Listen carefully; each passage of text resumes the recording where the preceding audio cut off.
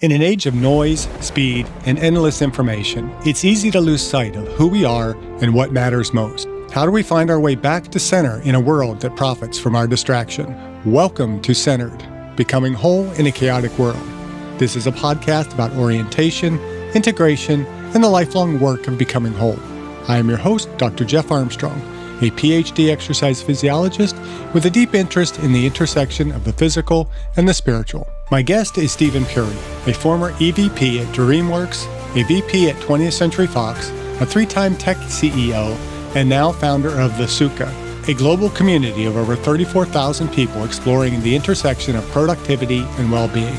Stephen has spent over 2 decades leading remote teams across high-stakes, high-performance industries, and what he's discovered is that the real key to meaningful, sustainable work has less to do with systems or software and more to do with soul. Well, Stephen, welcome back. I guess we're welcoming you back. We've rebranded a little bit since you were on the We Have a Spiritual Problem podcast, but we're moving beyond the problem to now moving into more formation, more orientation. And so we're going to kind of build off of what we talked about the last time. And I want to start with a question that I think it's going to be interesting how you answer this because I know your history. But was there a... You see my rap sheet. Okay, yeah, I know your rap sheet, yeah. So was there a pivotal experience that forced you to reconsider how you were living? Oh boy, excellent question. And let me preface all of this by saying it was super fun to be on our previous episode that got split into 2. Yeah.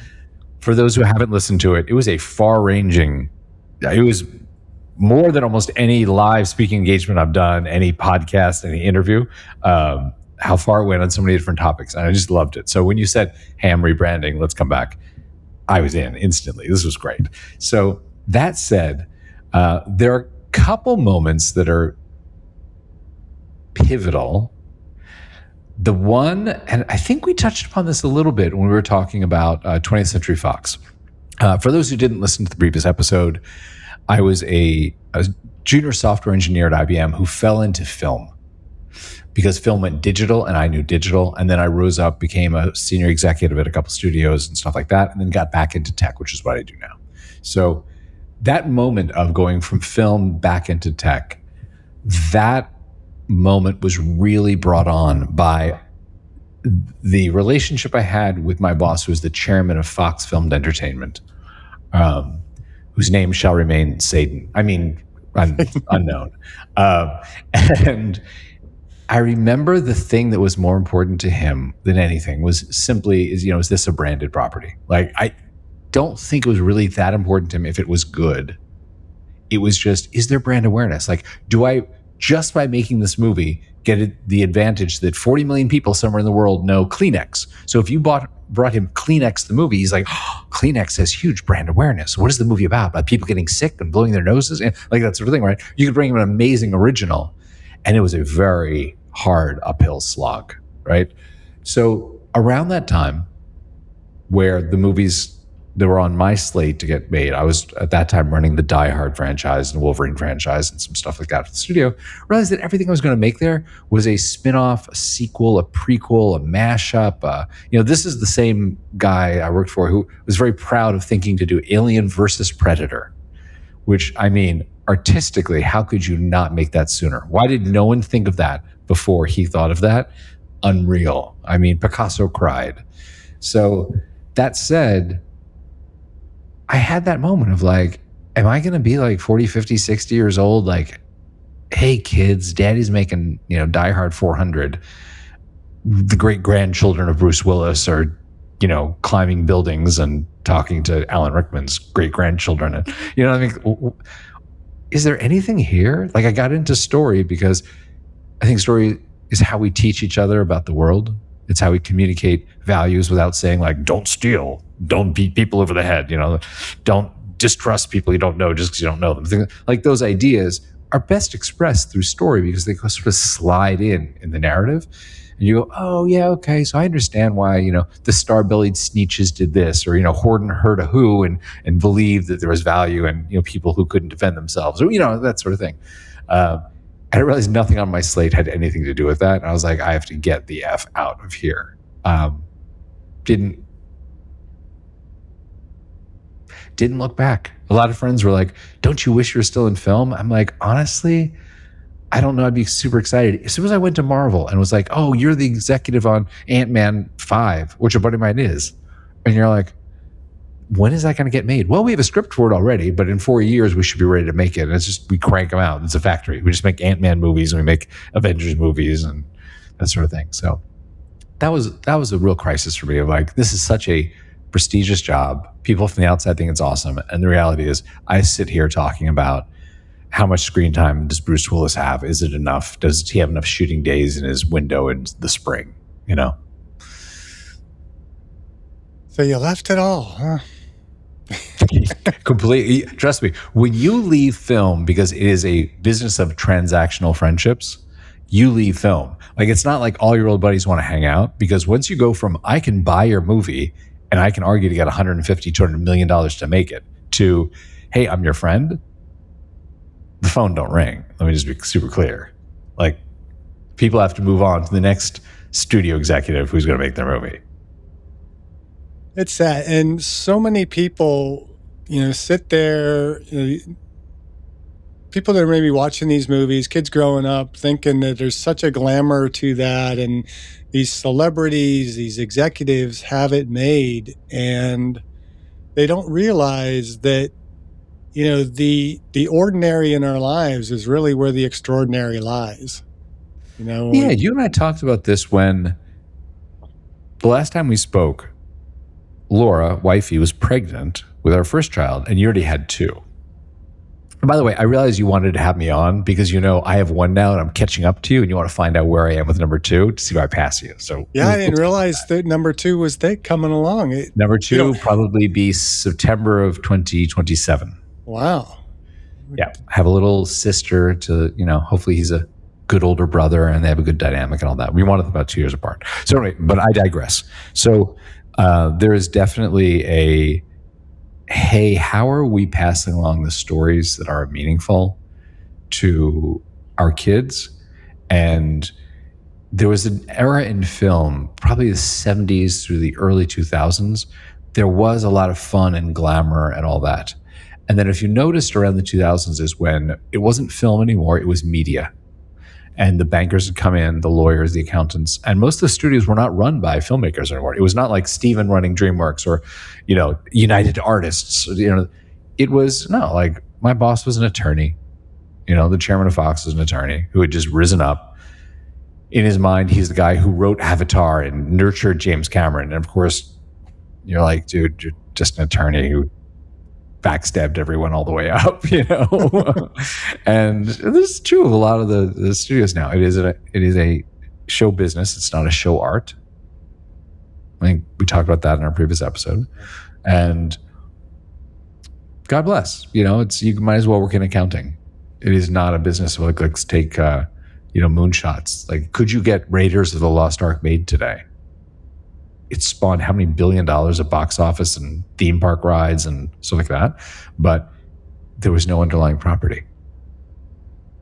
So with AI and computer generated films, do we even need writers, producers, directors, and actors anymore? Or can we just have the lawyers and the software engineers create all our mental memories for us? Well, you kind of don't. And let's talk about that for a moment, because AI, which is super popular right now. And by the way, if you don't put AI in the title of this episode, who's going to listen to it? Because everyone's listening to AI episodes, right? So let's make sure we touch upon that. AI is going to eat your job, change the world, eat your children, the whole thing, right? But seriously, AI right now, most people are conflating large language models, LLMs, and calling it AI. AI has many different disciplines with deep learning, machine learning, and stuff like that. Yeah. So let's talk about LLMs. We can call it AI for shorthand. This kind of artificial intelligence is seeing history. It is looking back into the past, right? The same way Google autocomplete or something seemed the first time you used it like really cool. Like, oh yeah, I did mean to put an S on that word. It's a plural. Or, oh, you saw this is a plural word and you put the plural verb in the next spot. Oh, it's really cool, right? And all it's doing is saying like, hey man, I looked at all the way grammar works, and this is kind of what it is. So LMs are just Google autocomplete on steroids. They simply look to the past. They've been trained on a huge data set of everything that's been written, seen, made on YouTube, stuff like that. And they carry that into the future. So whereas Google autocomplete said, oh, here's the next character. It's probably an S. Looks like you're writing plural, They simply said, well, here's the next word, or here's the next thought or paragraph you probably are going to watch, because it's statistically probable from everything everyone else has written that that's what you want. And it's just playing a probability game. So it knows when you say the weather outside it's going to go rainy, because it's like people usually say that 43% of the time. So just throw it out there. And it seems like thought. It gives the illusion of like, it is raining outside. That's amazing, right? But in reality, it's going, dude, I'm just copying the past. I'm just repeating the pattern forward. Now, why do I say all this? I spent 2 minutes on this. It's for this following thought. The stuff you really want to watch, see on screen, read, it is where you have a human that says, I'm not just going to copy the past. I'm going to look to the future. And you pivot on it 180 degrees. You go, where is the boundary and what is just beyond it? Because the LLMs are not trained on beyond. They are trained on exactly a data set, and they're relatively good with some hallucinations at saying, here's the pattern I've seen, here's the statistical probability and all the weights and biases towards giving you this next paragraph, right? So do we need writers and directors? No, we kind of don't. You could probably make every single movie in the Marvel canon going forward using an LLM, using generative AI to create the image, the sound.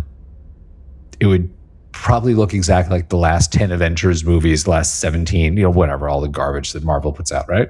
It's the same movie over and over and over and over. But when you do want to have something, you go, oh my God, wow, hadn't thought of it this way.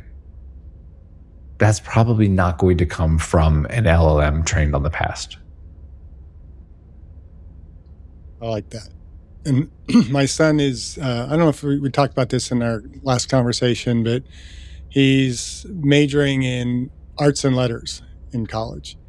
And there was a time when he was first going into mechanical engineering, I'm thinking great. And when he decided he didn't want great, you'll have a job. Yeah. Too. He didn't want to wrestle. What are you going to do for work? And he was going to shift gears. He wanted to study English. And I'm like, I'm not paying for an English degree. But then I was like, wait a minute. I always preach, go out and do things that are going to make you fail. That you're going to fall forward, because, if you fall forward, you're still moving.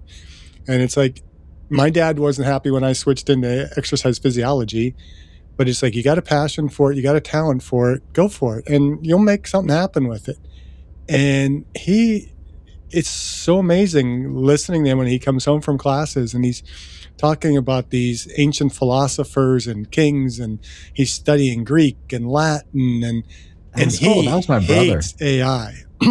Yeah. He's taking a seminar class this term that he hates, that it's all about, AI. And he complained the other day, came home, and he's working on an assignment where they had to have AI write a paper, and then they had to critique the paper. And he's just like, all this bullshit that this thing has written. It's like all these added adjectives that are unnecessary. And he was just going off. He hates AI. I mean, he knows that, if we really want to have a creative future, we have to have people doing it. And it is true. And in a certain sense, AI is a mirror. It's sometimes ugly to be confronted with, wow, you guys really overuse cliches. But I guess you like them, so here's some of them. And you read it, you're like, oh, this is so cliche. Or that thing that AI loves to do where it's like, it's not this, but that, The thing it loves to do with like the pattern of 3.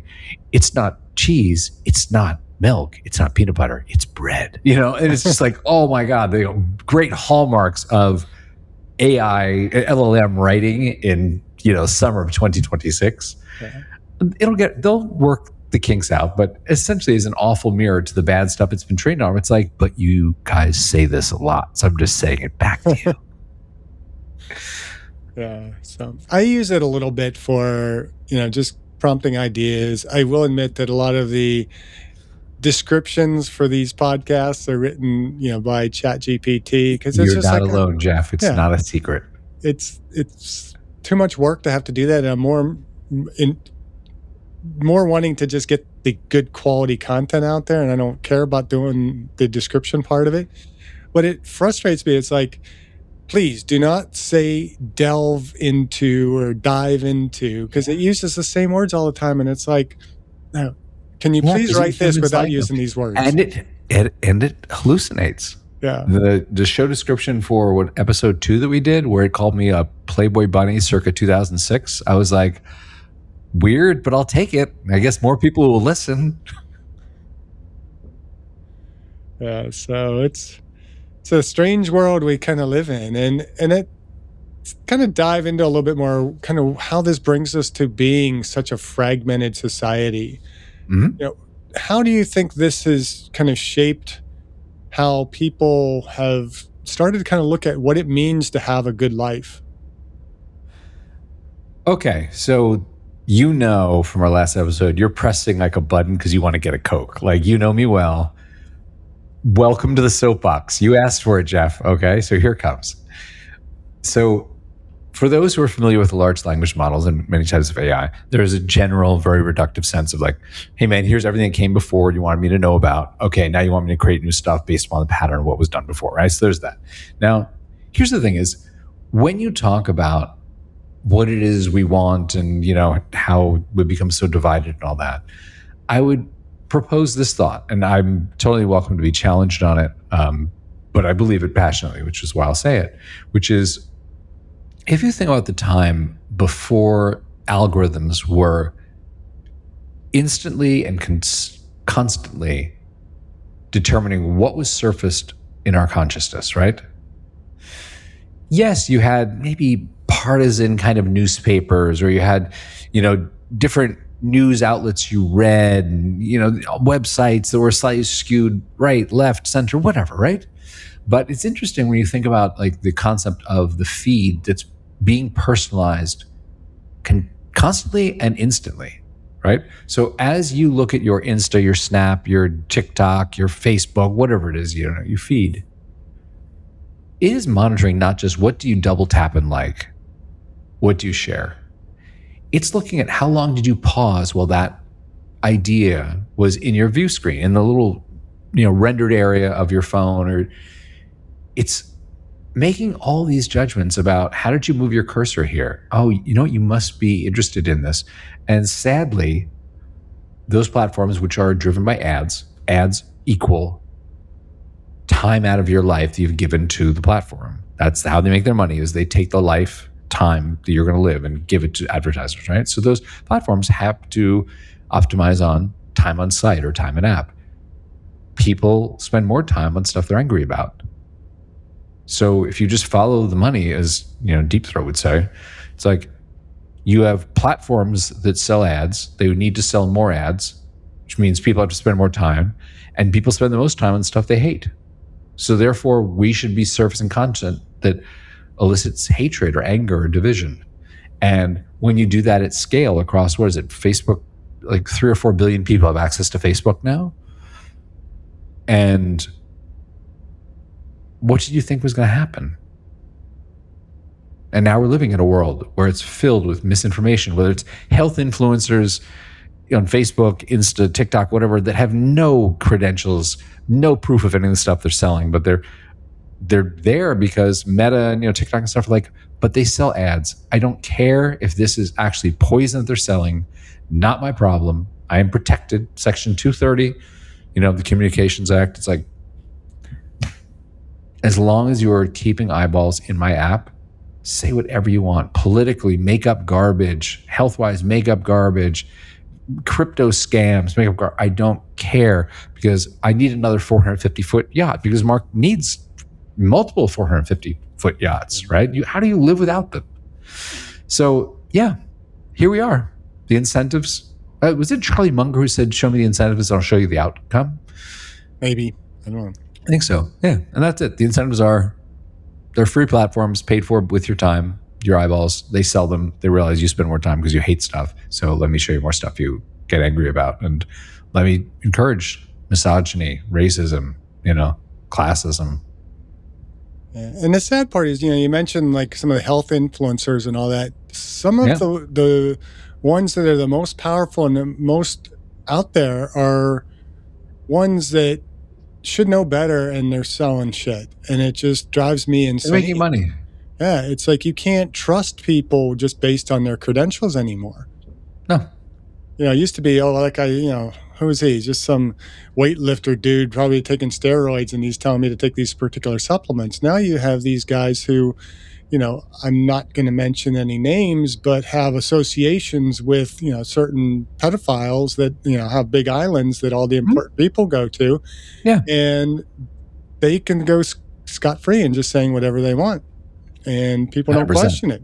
Yeah, and this gets us adjacent to a conversation about politics, which I know is not what your show is about. So I will be quiet and let you move the conversation forward. I mean, it's politics are part of the fractured world that we live in, and it's like, how do we move from that disconnection, that fractured, if I can speak. I need AI to kind of correct my speech there, but they don't do that yet. But I can go back in if I wanted to and put a fake voice over top of this and absolutely, and Descript will actually edit really nicely and all that. But yes, how do we move forward from this? Yeah. A question that plagues me, because as you know, since we spoke last, I now have a son. Right. A lot of why I've been talking a lot the past year or two is, what can I do to spread ideas of here's how to focus and do something with your life as opposed to just scroll, comes from thinking about, there's another generation. My son will be part of a world, and Laura and I will be gone. We'll be dead. Will that world be better because we were here? Will his world or a daughter's world be any better? And I do believe that people operate, and I hope I'm right about this, people do as much good as they think they can, and they do as much evil as they think they have to. So if they feel scarcity, you will see a greater number of people steal, find reasons to be divided, find division between people, like, that class is stealing from us, or, they demonize immigrants and all that. So when you have right now a very large swath of the public that has spent years on social media, right? And you go on Instagram, you go on TikTok, you go on these platforms, and most of this content, even from people is fake. It's like people standing in front of Lamborghinis, acting like that's their Lamborghini. They saw it on the street, they took a photo, and they're fronting, right? So a lot of this like fake lifestyle stuff, but it makes you feel like, God, why don't I have a Lamborghini? And then you become angry. I should have that guy I went to college with, that girl in the bikini is, on a private jet going to Dubai, whatever. So you become angry. And, these 7 cardinal sins, you feel envy, you feel greed, there's the things that you feel, and these platforms for now a decade or 2 decades have fanned those flames. So you have someone who could rise to power based upon that. And very much in the Hitler, authoritarian sort of thing of, let me demonize a set of people, whether it's, Jews, whether it's immigrants, whatever, a set of people that can't really fight back well. Let me tell lies to the set of people that I need to vote for me and support this. And then I'm going to, through corruption, basically fleece everyone, just steal money from all you people and install, more of my cronies in power and hope to perpetuate this, like turn the media into a propaganda machine for me, make sure that there's no possibility of any election that doesn't return my result, that sort of thing. And we're living through that. So I want to believe that people will, in the next couple of years, wake up and go, okay, let me see. So the things that I bought into of this movement don't seem to be true. I didn't actually want billionaires to get wealthier. I didn't want poor people to die more. I didn't want healthcare to be cut, cancer research to be cut, climate change, what do you want to call it, to be called a hoax, and to cut all these ways of not having my children grow up downstream from Elon Musk's gas turbines. I mean, it's just amazing the hypocrisy when you understand like Elon Musk is good at running in front of a movement and pretending that his values match theirs because he thinks it will get him the love of people because he wasn't loved by his dad, right? And he makes this whole thing about how Tesla, he was like zero emissions, I really want to do this. And then basically supported a candidate that was like, oil and gas, frack, burn coal, do this whole thing. I don't care. He's like, great, man. Here's $250 million, $270 million. I will campaign. I'll give voters money to vote for you, right? Astounding. And now he's operating his Colossus data center with completely illegal fossil fuel burning turbines to power it. And this is the same guy who wanted us to believe he really cared about the environment. But no, this is the politics of power. And he's in China right now with the current president, and trying to make deals to increase his wealth and his network. And hopefully someone comes along that says, hey, all of those who feel lied to and disenfranchised, you have to kind of stand up and admit that, which is hard to say, oh, I was fooled. I was the patsy. Really hard to admit that, to swallow that, right? Yeah. And unify us through like, actually, we believe in taking care of others. We believe that, poor people should not be trampled on just because they're poor and they can't stand up. And that's kind of what I hope for, but we'll see. I don't know. I'm hopeful too. And I'm actually very, very optimistic. I know a lot of people are very pessimistic in our current state of the world. But for me, I don't know, I have this belief. I'm a big fan of Teilhard de Chardin, if you've ever read any of his works, but he's very much about, spiritual evolution. As a geologist, went from biological evolution. Now, as humans have evolved to the point of consciousness, now we're evolving toward what he calls the omega point, and you can get, very religious about it, or you can get very just simply spiritual about it. But the humans are evolving to something greater, where eventually we're going to have that unity, that greater love, greater connection. And anytime we see progress, change, evolution, there's always severe tension before it happens. It's never an easy route. And I feel like you spent time in California, so you know what it's like to have earthquakes, and you have that tension building up in the landmass, and then all of a sudden that fault slips and it releases all that pressure. There might be a lot of damage in the process, but there's also growth that comes from that. We wouldn't have the spectacular mountains in this country if it weren't for faults and tension. Thank you, and all Little that kind Miss of stuff. Sunshine. That is a lovely thought on a Friday. I will internalize that, and it will improve my afternoon. Thank you for that. And I hope you're not being sarcastic with me. I'm not being sarcastic. Thinking about it and what you're saying about sometimes you need tectonic shifts and there is damage, but there are mountains that come out of it. Yeah. I mean, it's akin to some of those metaphors about, it takes tremendous pressure on carbon, but you get a diamond. Right. Right. And let me just frame my thinking that way, which is, yes, what we're going through maybe, from my point of view, a troubled time, but maybe something good comes out of this. I wholeheartedly think something will. How much pain is in the process, I don't know. But, it's up to me to help facilitate the good coming out of this, and not just kind of resigning myself. And this is a struggle I have with my son, who just feels like what's the point in voting, because they're all corrupt, they're all bad, and this and that. And hold on, am I your son? I believe that. And I'm kidding. Go on. And I can see where he's coming from, but it's like, but what's going to change if you don't do something about it? If you don't step in. And so I'm hopeful. I'm optimistic. We'll see kind of where it's going. Yep. I asked a question here about all these pivotal moments in life where you would realize things were fractured and whatnot. One of the most pivotal assignments I did in college was having to write a paper on the tragedy of the commons. It was that's great. Yeah.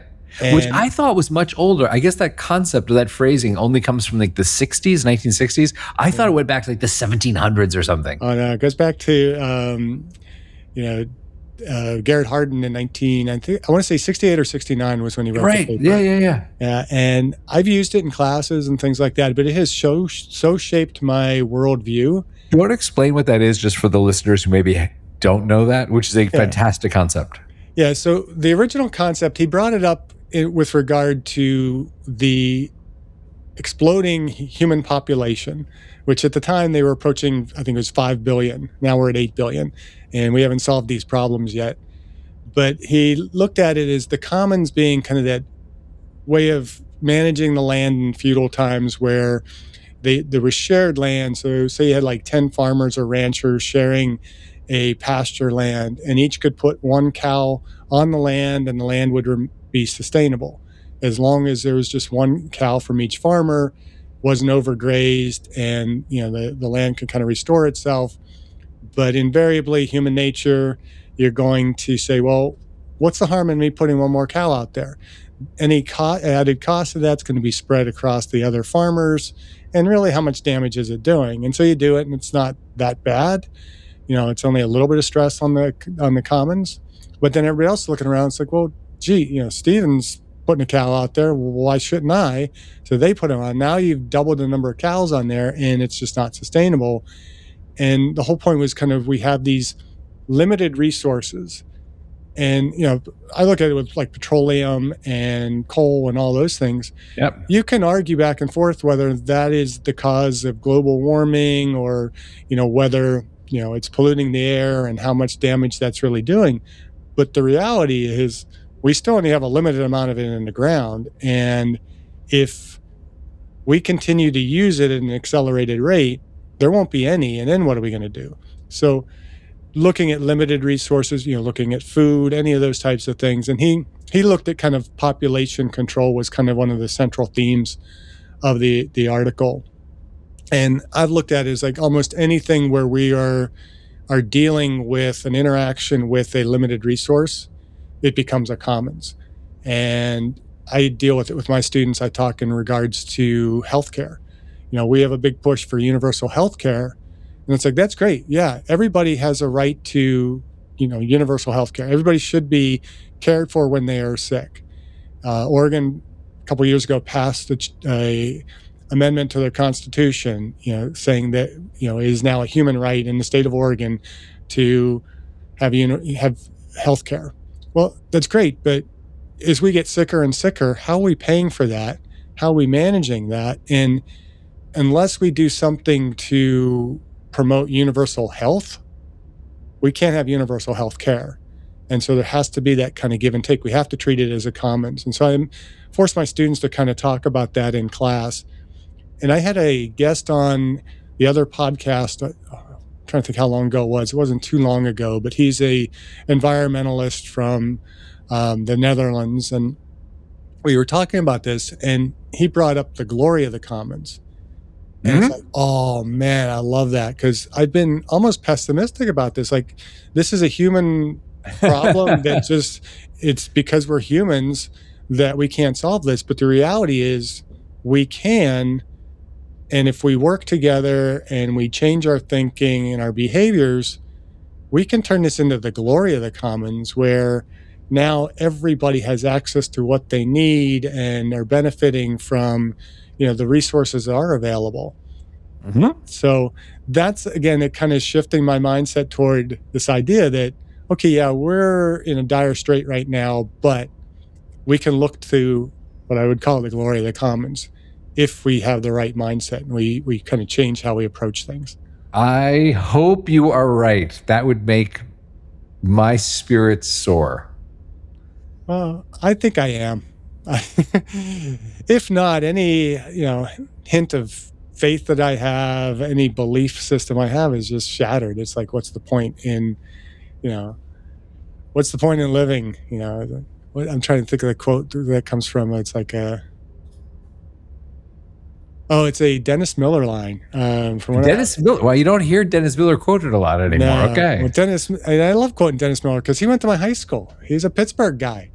And, really? Yeah, okay. He was years ahead of me. I didn't know this until well after I think after I saw him on Saturday Night Live, I learned that he grew up in Pittsburgh, not only in Pittsburgh, but Castle Shannon, went to Keystone Oaks High School, where I went to high school. Oh, good Lord. And but he did a whole bit where, you remember the old Milwaukee commercials where the guys Of are course, out in the yeah, yeah. wilderness and they're Taste as good saying as how its name, wonderful right? it is, and say, life don't get no better than this. And Yeah. he goes through that whole thing describing that scenario, and he's like, life don't get no better than this. Shoot me now, because life ain't worth living. And that's kind of where it's like, if I'm not right about this, shoot me now, because it's not worth going forward into this. So, Yeah. but I don't want to Yeah, be I shut think by, so don't shoot we me. touched upon that whole denial of death. I think we did it in maybe episode 2. I don't know, 1 or 2. Just that sense of like life requires life supporting illusions. Like you have to believe for whatever reason that what you're doing is more important than the only thing we know for certain, which is we will die. Nothing else is actually really sure, but we know we're going to die. So you have to somehow repress that in order to go out and live a life that is fulfilling, do anything. And that fulfilling life, or that life fulfillment, is a choice. I mean, no matter what circumstances we're in, we have a choice of being miserable or being extraordinary in this. And I like to put extra in parentheses, so you could take the ordinary. You have that person who's, oh, I'm just a custodian, or I'm just a bus driver. Well, think of the lives that you impact. That one kid that you smile at. We had, I've had him on both podcasts, actually twice, I think, on this one. Yeah. Dr. Rob Kelly, who he's the Gordon Ramsay of alcohol rehabilitation or drug therapy, addiction therapy, I guess you call it. And he said, I could change a life in 2 words: nice sneakers. And you just walk by somebody, you see they got a pair of sneakers on, you say, hey, I like your sneakers. And if you kind of just glance out of the corner of your eyes, you're walking away, you'll see them kind of stop. They'll look down at their shoes. They kind of smile. Yeah, they are kind of nice sneakers. And they're going to go and they're going to act differently to the people they interact with. Yeah. They might go home and, be nicer to their wife or be nicer to their colleagues. Husband. Yeah. Right. And yeah, because women wear sneakers too, I guess. But my wife sure does.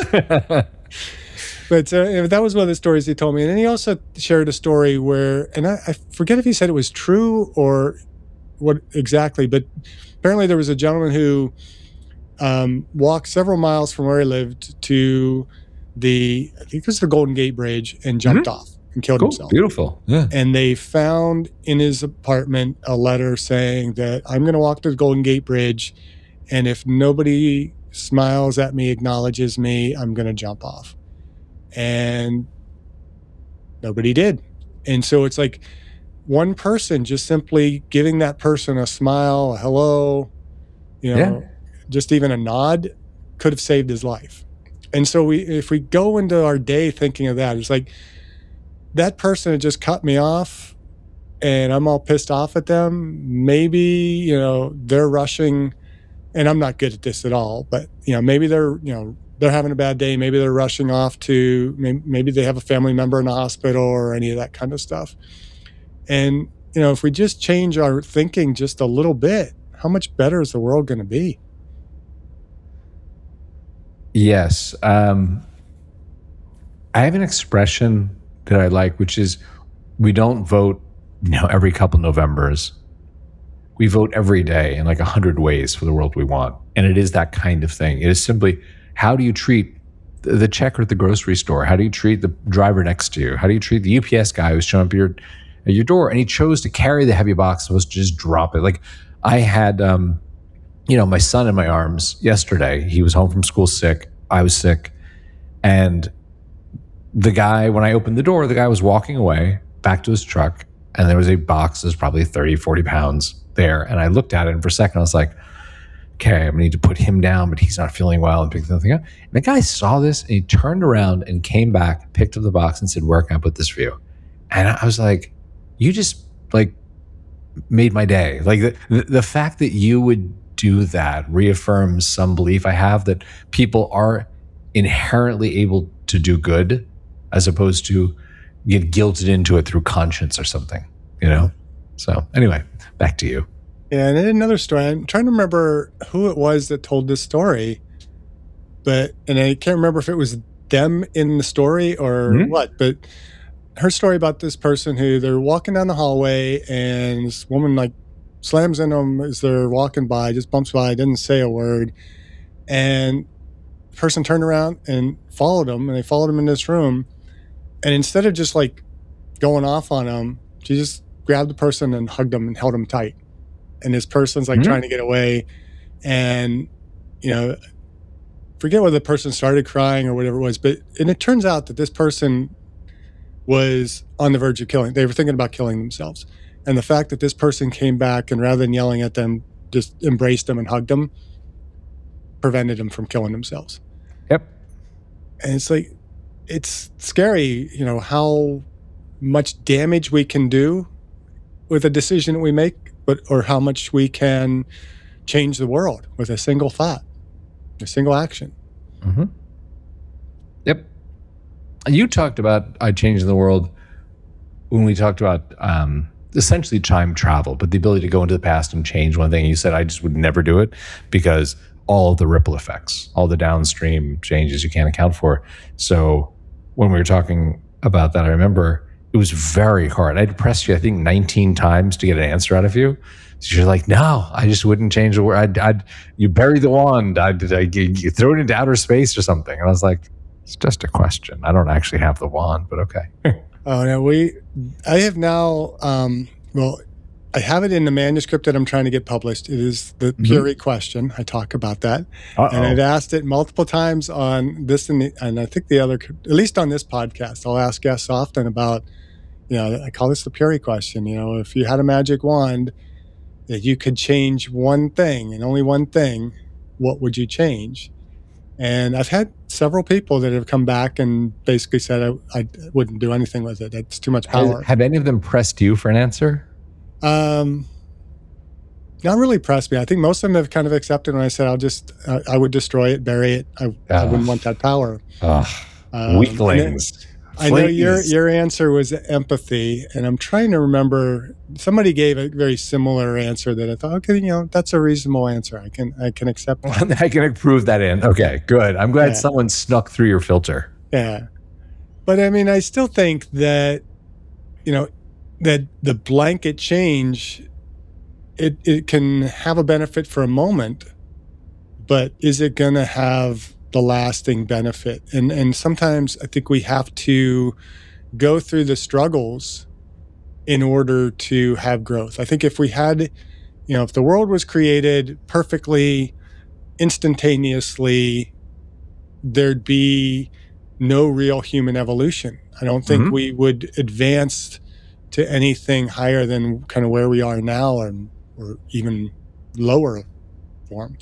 You know, so I think we need to struggle through that. You know, when there's problems, that's when innovation comes. You know, if we're going through,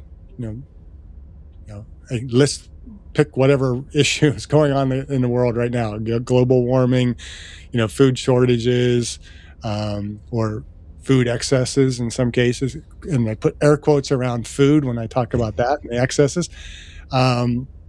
Any of those problems, are they resolvable problems, or, are we just doomed by those problems? And in most cases, those problems are going to lead us to making either some change or innovating in some way to be able to further our species. So I'm optimistic. I don't know. Maybe, and I'm not the most optimistic person. I mean, I get blamed for being negative so much, but I think my negativity comes out because I get so frustrated with, we can do this. Why are we not doing it? Wake up. And so I get frustrated with the people that are just like asleep or part of the problem. Yep. Totally understood. Totally with you on that. Yeah. So has your answer changed? So you'd wave the wand and give empathy? Same answer. Yeah. I not far from how you feel about, I wouldn't go back and change this one event so that I don't think of it in that granular way. I think it more like, If you want to change the pollution in the ocean, you don't just say, "Oh, I'm going to get rid of the garbage patch in the Pacific." Yeah. You have to change the conditions. You have to change the underlying reason. And I think with empathy, it may have those downstream effects of being nicer to the checker at the grocery store, being nice to the driver next to you, being more understanding of your neighbor or whatever, and that's what I think. It's, hey, let me understand what happens to this plastic bottle, as opposed to like, let me just prescriptively, change this one thing. Yeah. And as I recall, we were kind of almost talking about two different questions. I mean, the one question was go back in the past and what would you change?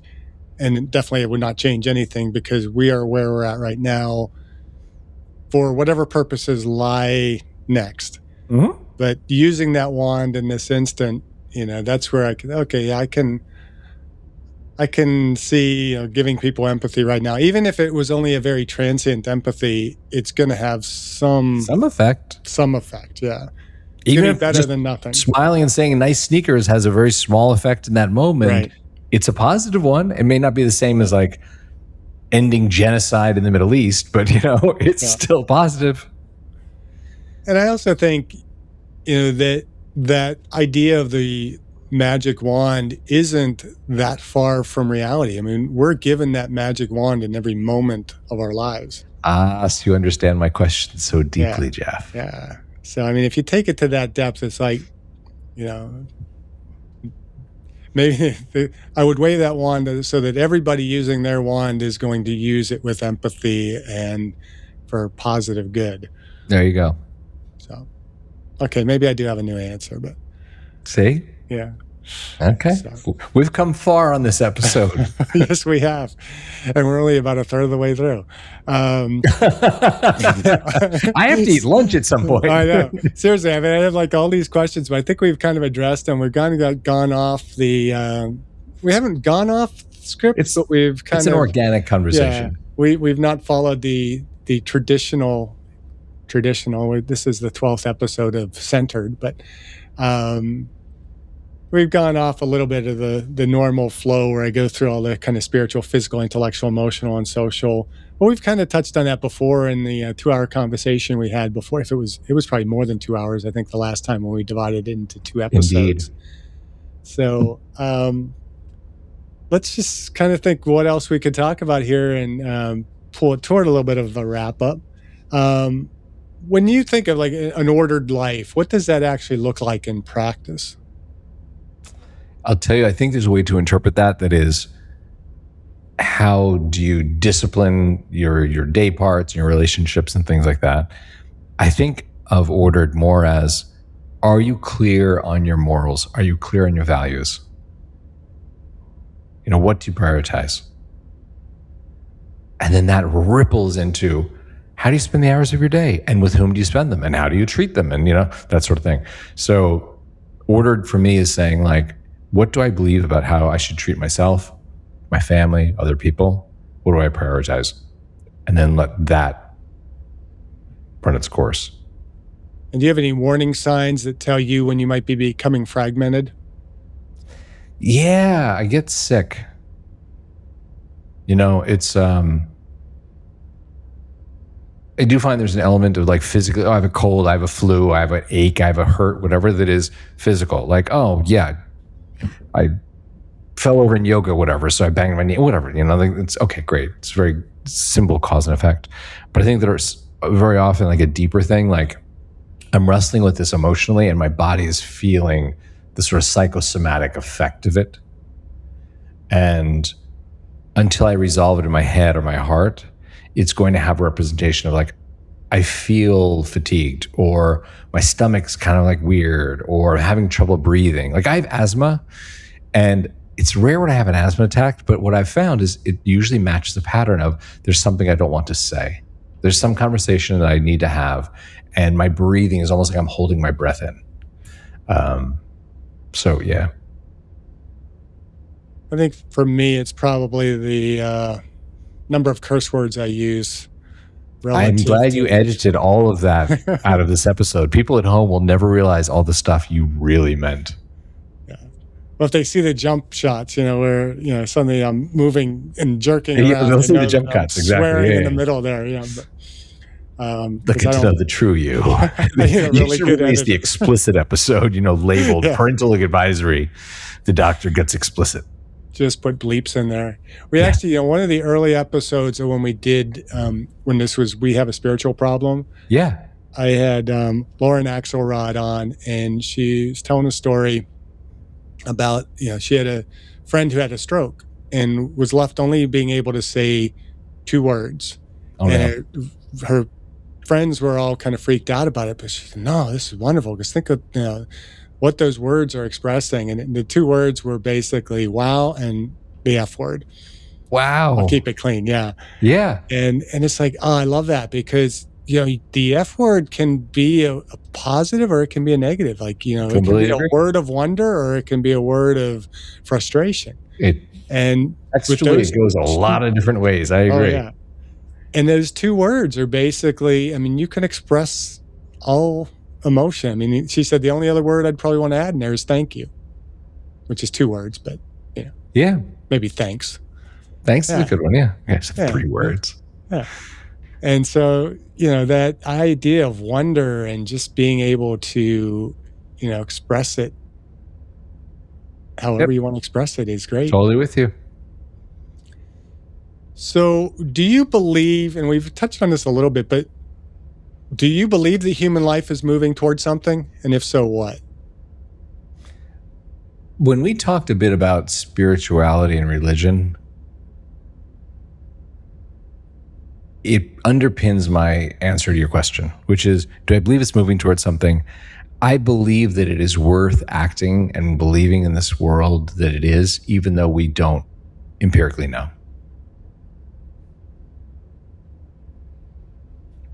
So you don't know, but we don't know, but I think it is worth acting that way. Like, is there an afterlife? Is there a Judeo-Christian God? Is there an Islamic God? Is any of this right? Is there, Hindu, like my dad's Hindu, my mother was Catholic. Like, there's so many ways of trying to understand the ununderstandable. Yeah. It's probably a better English word for that.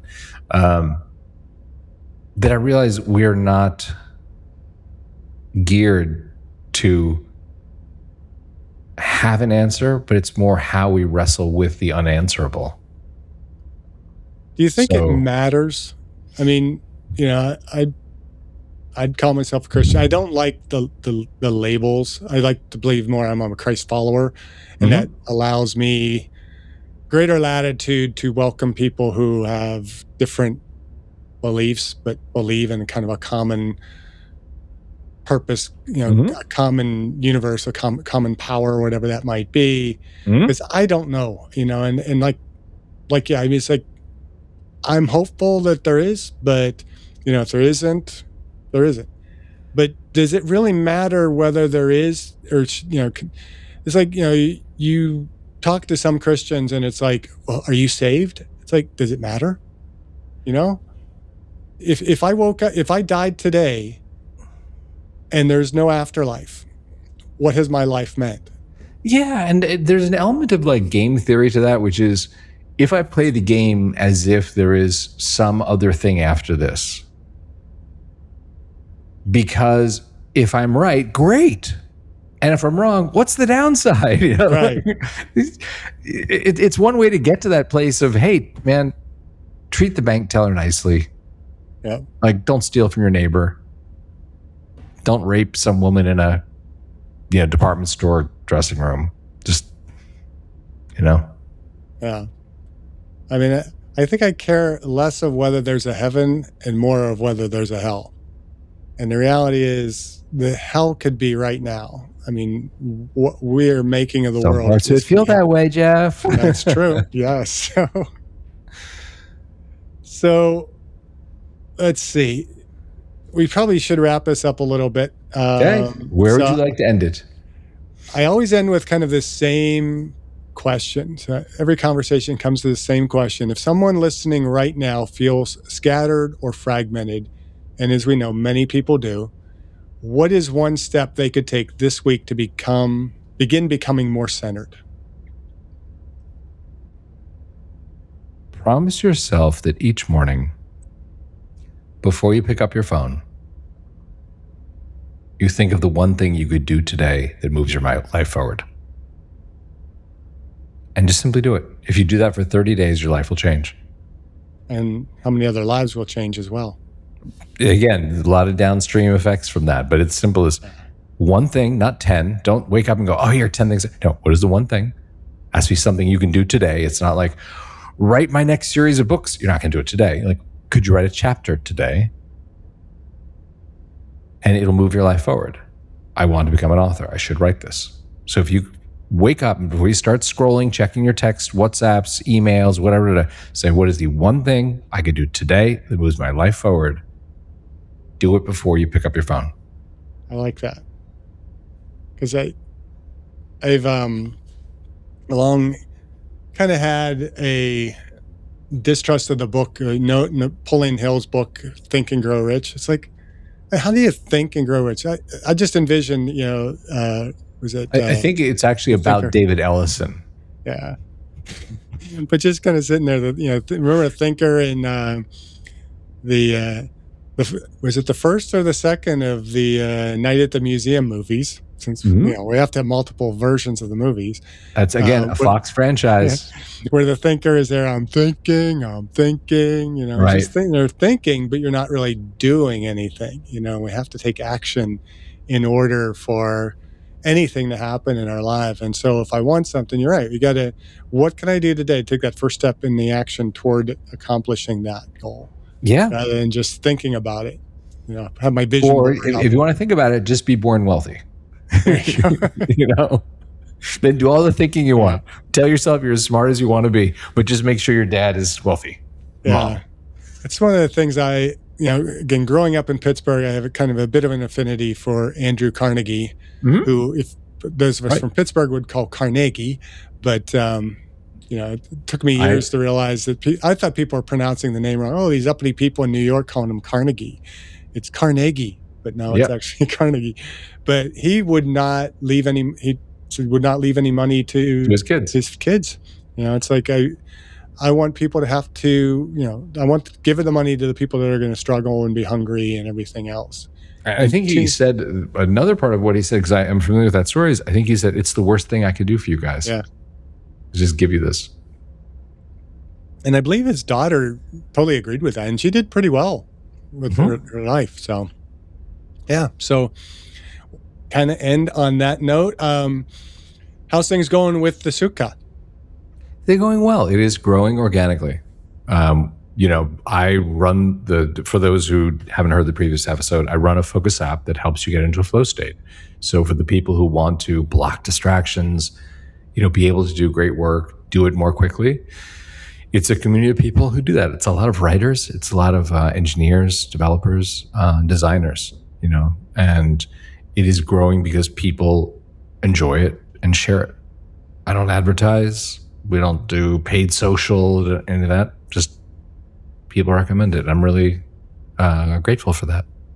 And you haven't paid me to bring this up, but how can people connect with it? Oh, no, I've not paid you, and I appreciate that. Anyone who wants to try it, it's free for 3 days. If you want to learn more about flow states and like how do you get into that state, we just sort of, I did great work. I feel really good about it.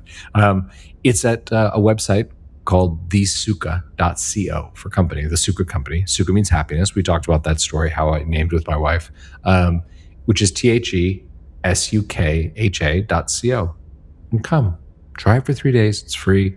If you dig it, drop into the group chat and say hi. Hey, I heard you, uncentered, and would be great to have you. So we'll put a link to that in the description notes. And I'll also put links to the previous 2 episodes so people can go back to those, because those are really worth listening to. Those are super fun. I remember listening to them when they came out. I was like, oh, really enjoyed that. That's why I said yes. When you're like, I want to do it again, I'm like, I'm in. Just tell me when. Actually, I love listening to my own podcast. That sounds really weird, but when I do the interview, sometimes I don't get the full engagement because I'm thinking the next question I have to ask and everything else. And when I sit back and listen as like a third party, it's like, oh, wow, that was pretty profound. I really enjoyed that. I learned something from that. So it's kind of fun. The converse would be worse, so I'm glad you do enjoy it. Okay. Well, Stephen, thanks for coming on. I'm going to have you back. You know that. I Such a love pleasure. having you on here. Call me anytime. I'm Yeah. here, and tell me how I can help. The people, Yeah. you know your audience better than I. So if there are things that we can talk about that'd be helpful, let me know. Absolutely. Yeah. And you keep enjoying that son of yours. And do you know if boy or girl coming up? Well, we did IVF, so we have 3 female embryos ready to go. So we're going to do one of them. Okay. Yep, little sister. Nice. So. Yep. How do you pick which one? Do you put them all 3 in? You know, well, no, actually, Laura is very fertile. So sometimes they do try more than one embryo at a time. When we had Satish, we just transferred one and we have a son. So we'll only do one because we don't want to risk having, twins, fraternal twins. But they grade them. It's really interesting. I learned about this because they basically give them a grade. It's a number and then 2 letters. And the number represents sort of the stage where it is, like usually around day 4, 5, 6, or when they're a mature blastocyst, and it indicates whether they're starting to hatch or not hatching. And then the 4 and after the 4, 5, or 6, the first number, there are 2 letters, usually A or B, that are a quality grade on the sort of the inner cell mass, which becomes the fetus, right? If you think of it's almost like a miniature egg with 140 cells. It started to separate into an eggshell and a little egg inside, a little yolk inside. So the first letter is the quality of the inner cell mass. The second one is the quality of the trophectoderm, sort of around that. And we're lucky to have some that are 5, given a 5, so essentially like at the right point in maturity to do a transfer, and are AA. So we will transfer one of those. That's pretty cool. I was just thinking, my dad was a management consultant. He did a lot of his work was with purpose and areas like that. I mean, I think a lot of how I think now was influenced by him. Cool. But he used to kind of say that we chose our parents, and it kind of I teach my students. There's a per Olaf Astrand quote, famous physiologist, who said, "If you want to be an Olympic athlete, choose your parents wisely."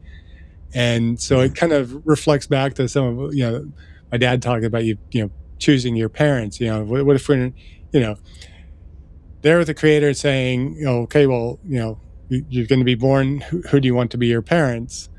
And we pick who they are. And I'm just now imagining 3 people standing up there, and one of them gets picked, and the other 2 are like, yeah. Oh, well. You were a C-. You weren't picked because you were a lower grade. Yeah. You didn't make the grade. Too bad. Yep. So on that note, I'll thank you again. And such a pleasure. Thanks everyone who listened. Yes. Thank you. And just enjoyed it. You just keep doing what you're doing, and keep helping the world move forward. We're going to make it better. We will. We're going to do it. I appreciate your burst of optimism on a Friday. Have a great weekend. Sounds good. You too. Thanks a lot.